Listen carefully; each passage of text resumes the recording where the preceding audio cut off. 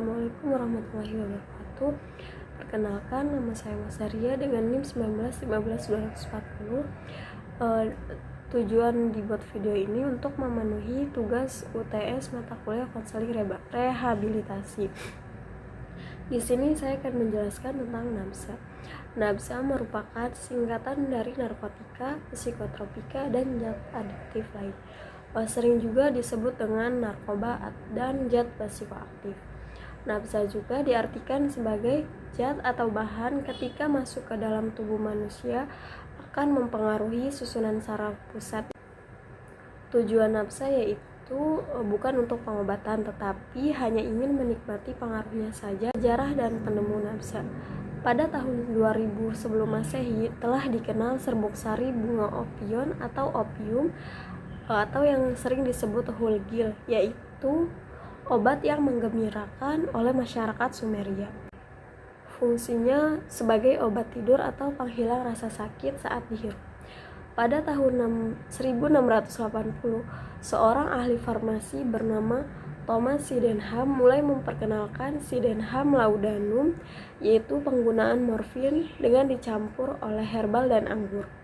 Pada tahun 1805, morfin diperkenalkan sebagai pengganti dari opium yang merupakan candu mentah. Pada tahun 1874, peneliti C.R. Wright mulai mengubah struktur molekul morfin dengan mengubahnya menjadi obat yang kurang menyebabkan ketagihan yang kini kita sebut sintesis heroin atau putau. Pada abad 19, saat itu opium sudah termasuk jenis obat yang sudah dipatenkan.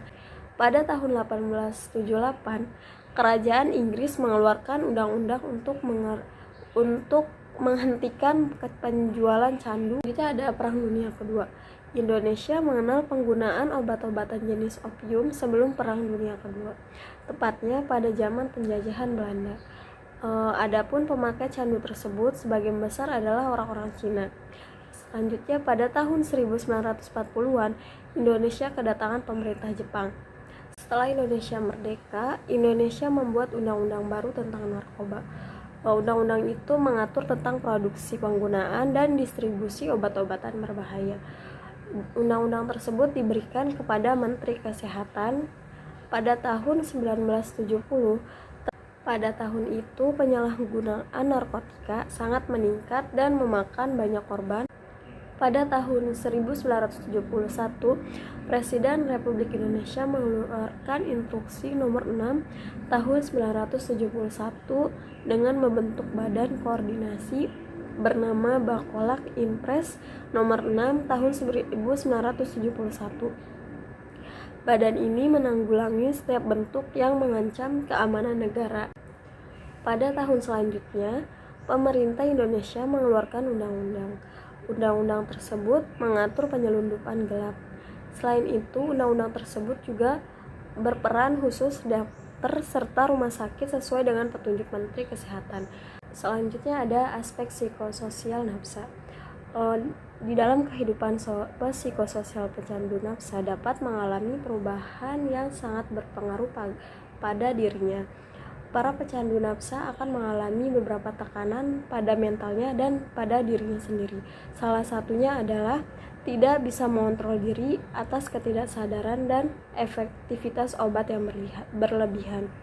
Adapun tahapan bagi pecandu NABSA, yaitu pertama, tahap pemeriksaan dilakukan oleh dokter untuk melihat seberapa besar orang tersebut menggunakan narkoba. Kedua, ada detoksifikasi, adalah upaya untuk membersihkan racun akibat penggunaan narkoba yang dilakukan dengan cara pemberhentian penggunaan narkoba. Ketiga, ada stabilisasi, di mana dokter akan memberikan resep obat untuk pengobatan jangka panjang. Keempat, ada dukungan orang sekitar.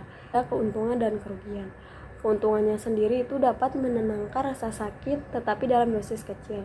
Sedangkan kekurangannya adalah mengakibatkan ketergantungan, overdosis, dan kematian. Assalamualaikum warahmatullahi wabarakatuh.